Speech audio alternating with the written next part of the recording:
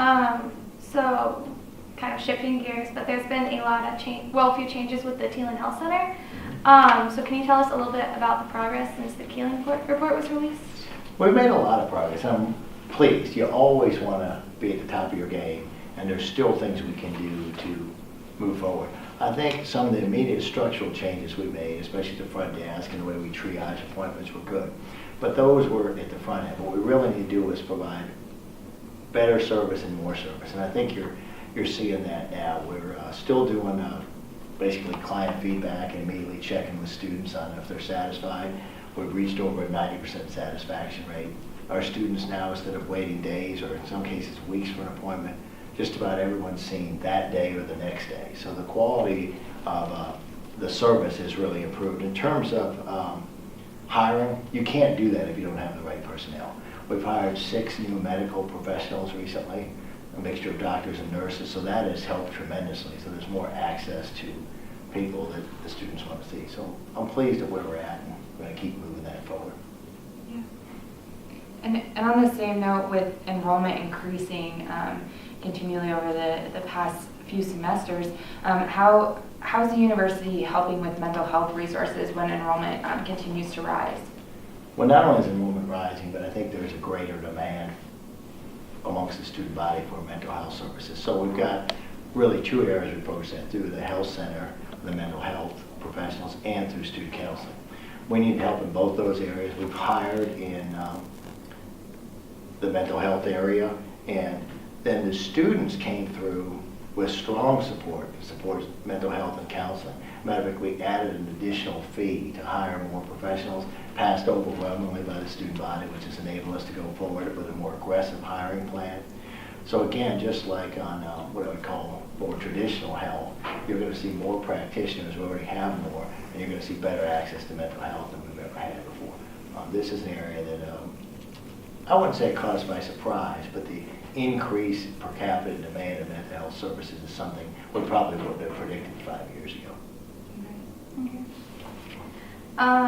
So it's been nearly 2 years since the campus climate survey was released, where it was recognized that nearly 1 in 10 Iowa State students have experienced sexual misconduct. What is the campus currently doing to help prevent this and then also serve as an educational resource to students? This continues to be probably the biggest social problem on college campuses around the country, and I like to think we're better off than some campuses, and we probably are. But the fact is, we have problems here that need to be dealt with. So we're not going to find a silver bullet that just eliminates all sexual misconduct problems on campus. But we are looking at a multifaceted approach to see how we can better deal with this. So you'll see different programs, like there's a program in the Greek community. You've seen programs like It's On Us. We hired our first ever sexual misconduct, sexual awareness trainer who's done numerous sessions, 40 to 50 sessions last semester. So we've not had a person just focused on training and education. We're hiring 2 new people in our Office of Title IX, Equal Opportunity. So we'll be better staffed, and we'll have staff that are more focused on prevention than ever before. So we're cautiously optimistic that we can make this better, but driving it to 0 is, your really idealistic goal, and that is a challenge. Right. So kind of away from Iowa State, but having to do with the Big 12. What are your thoughts on the most recent sexual assault lawsuit at Baylor? Well, as always, you have to get the facts and look at both sides of the issue. But frankly, the initial reports are shocking. Mm-hmm. It's almost inconceivable that could have happened in the numbers that are being reported and alleged. As a Big 12 board member and a member of both the Division I Board of Directors of the NCAA and the NCAA Board of Governors, I'd say we're constantly saddened and frustrated when we get these kinds of reports. And how do we get past this, get to a point where this doesn't happen? So we will move aggressively to try and find out exactly what happened, get as much information as we can, and then deal with it. I had to say I was frankly stunned at what I saw. Right. Do you think NCAA need to respond by possibly, does it warrant a death penalty, what happened at Baylor? Well, it's premature to say because we don't know exactly what happened. we know what was alleged. Mhm. But I think, it's going to take some due diligence. We're so offended by these things, we want to rush and say, we've got to fix this, we've got to deal with this. But in a position like mine as a board member, you have to be responsible and say, okay, what are all the facts and what really happened here and who knew what? So until we know that, it's hard to say what the appropriate penalty could be. Okay. But I would say the tolerance for these types of things, if they occur, is pretty much gone. Understandable. Yeah. And we just want to remind everybody to comment your questions, and we'll have some time for them at the end here. So again, switching gears a little bit, but so Iowa State recently received a $93 million endowment. Can you tell us a little bit more about the campaign with the foundation, how it's going so far? Sure. The campaign's a fun topic. It's exciting. It's the largest, most ambitious fundraising campaign this university's had. And you throw numbers around like $1 billion or $1.1 billion, then you have to sit back and think, what does that mean? That is a lot of money to go to people like yourselves sometime in the future and say, will you donate in these kind of numbers? We're doing really well. We're almost at $700 million raised on the campaign. It will transform the university. These are gifts that are of magnitude and focus that allow us to do things we can't do with state money. So something like the $93 million gift, that's a very different approach for us. We've never had a gift of really this magnitude in this way where we're going to take majority ownership in a company. Now it's an education company that we will sell, but it will basically affect every student on campus because everybody takes at least one class in liberal arts and sciences. So it's pretty exciting to see that kind of investment in the university. The other side is kind of daunting. We figured out that basically we had a responsibility of raising about $405,000 a day, 7 days a week for the next 4 years to meet our goal. That's a lot of money to raise every day. The gift brought that down into $300,000 a day, which is way better, but still a tremendous challenge to raise that kind of money. Yeah. I guess with that, is there trends across the nation with universities shifting more towards private funding away from state funding and federal funding? Well, you have to.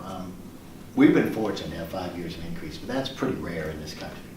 So, but even with the increases, they basically kept us up quality-wise for the student body we had at the time. They've not really given us resources to scale, and we've grown almost 40%. So to keep quality, if you're not getting those kind of increases, the money has to come somewhere else for quality. So for us, like many schools, it's coming out of the private sector. And we're fortunate that so many of our alums and friends will support us in those ways. Yeah. So now we're going into questions that we had asked the viewers to send ahead of time. Okay. So these are all from them.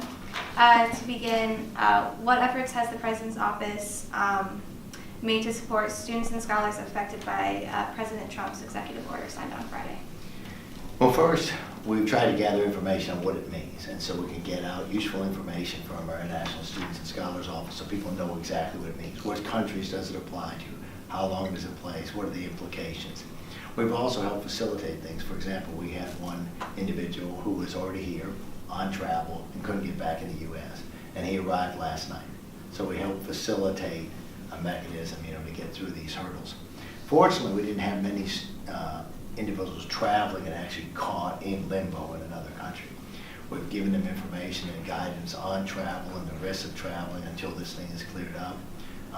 We're giving them a lot of support on campus. For example, when one individual from one of these countries got great support from the whole department, making sure they know they're welcome, we're happy they're here, they are a member of the Cyclone family, because some people really got hurt by this personally. So it's a comprehensive approach from, I guess you'd say, mental health and support that way, as well as the mechanistic part of how we deal with it. Mm-hmm. And we have also signed on to some joint letters. One is signed on to by AAU, APLU, and ACE, to the new Secretary of Homeland Security as to how this can affect academic institutions and the overall good of the science and education community going forward. Sure. Another one that was submitted was, it's kind of on the same note, what can alumni do to support the international student population who might be separated from family or other people and resources due to the ban? They certainly can be welcoming. They can invite them to do things. They can interact with them. The other thing is, individuals, especially alumni supporters, can voice their opinions directly to their elected officials. And that's a very, very effective tool, and I would encourage anyone to engage their elected officials if they have a strong opinion on it. So this is switching gears once again, but the U.S. Senate Committee on Education approved the nomination for Secretary of Education on Tuesday. How do you think a DeVos nomination will affect Iowa State, and what do you think we need from a Secretary of Education? Well, the reality is, I think most of us in higher ed don't know. If you look at her background, it's mostly in K-12. Mm-hmm. She'd been largely silent up until the nomination confirmation process on higher ed. So I think all of us are hoping that her top lieutenants in terms of dealing with higher education will be people that know us and know land grants and know large publics well. So we're trying to engage through our affiliations like AAU, APLU to make sure that she has expertise around her that really affects higher education in a positive way. So I'd say we're going to be as proactive as we can, but we don't know the answer right now. Sure. Now, in terms of the second part of your question, what do we need? We need someone that understands that most people in this country get educated at these big public institutions like ours. Financial support like Pell Grants and other federal programs are hugely important. We need the secretary to engage other secretaries and other agencies in the federal government to talk about the importance of research and how it drives quality of life, economic success in this country. So there's a number of areas we hope the new secretary will reach out for us. Of course. This was another question. What does it mean to be colorblind regarding race, and do you still hold this to be a laudable perspective? Well, it depends on how you look at colorblind. To not see color is different than treating people of different colors fairly and equitably. So I think the point here is you want to appreciate differences, and people come from different backgrounds, maybe different races, different genders, different sexual orientation. And you can notice that and hold it in your mind that you realize these people have different experiences than you do, different backgrounds, different perspectives.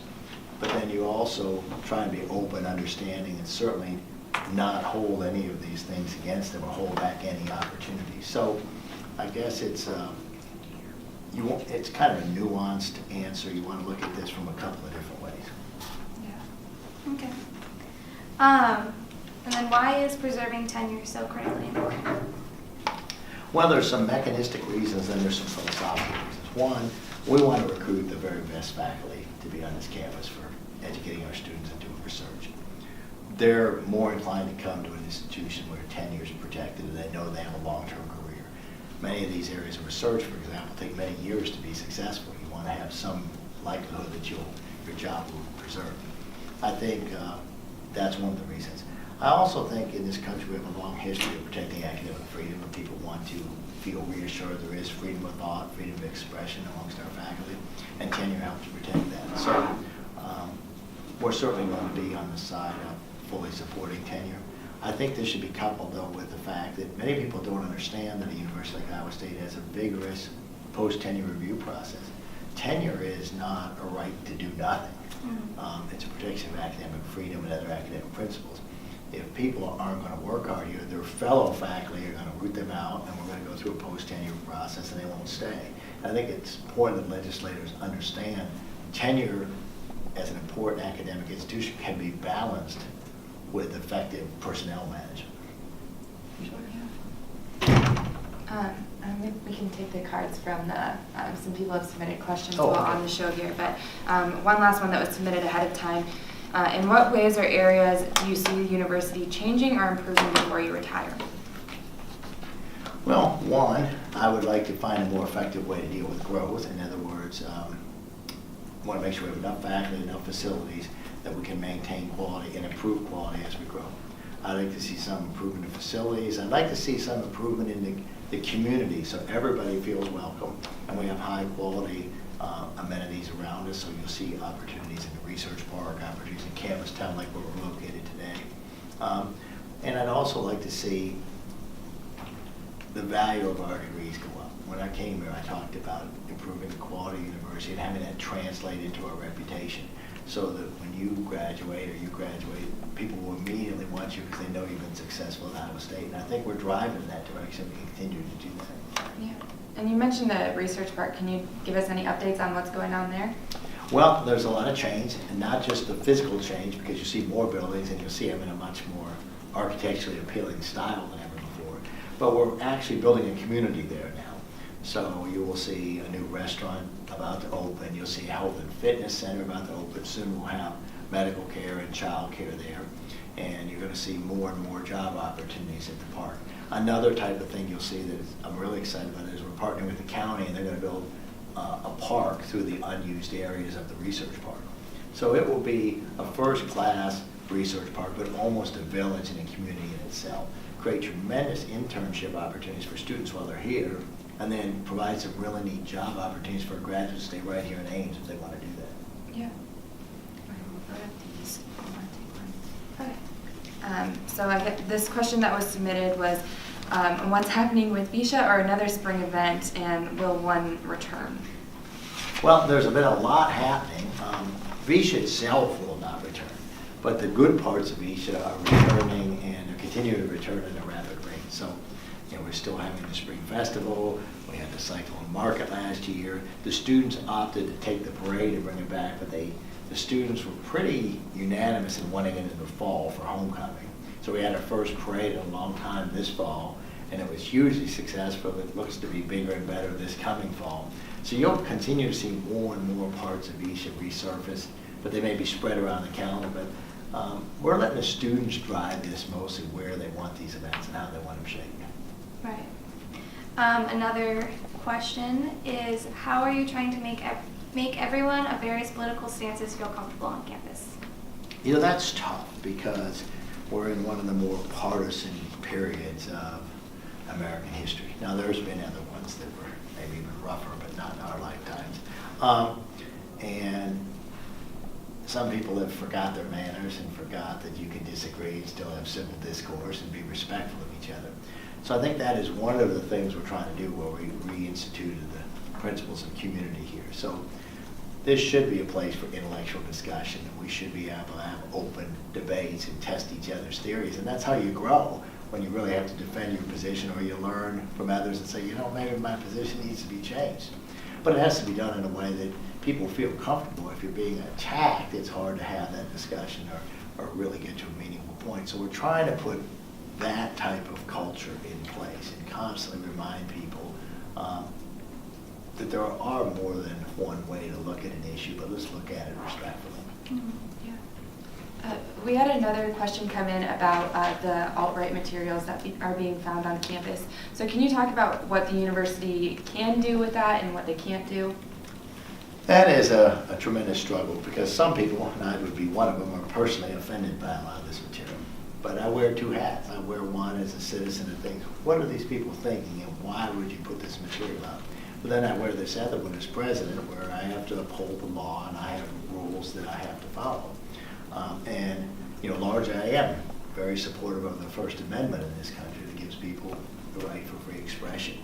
So we're trying to balance all of those things. You want people to feel welcome and really enjoy their time here. At the same time, you feel a real responsibility to support the First Amendment. So when they violate our policies, when they put these posters up inappropriately, we'll take them down. We can speak out personally and privately about the things that offend us, and I encourage people to do that. The other problem with this is many times these people want a reaction. They want the publicity of this offensive material they're putting out. If we jump on it too aggressively, make too big of a deal about it, we're giving them just the publicity they want. So sometimes we wonder if we're better off to just get up early in the morning, take the posters down that are improperly posted, and be done with it.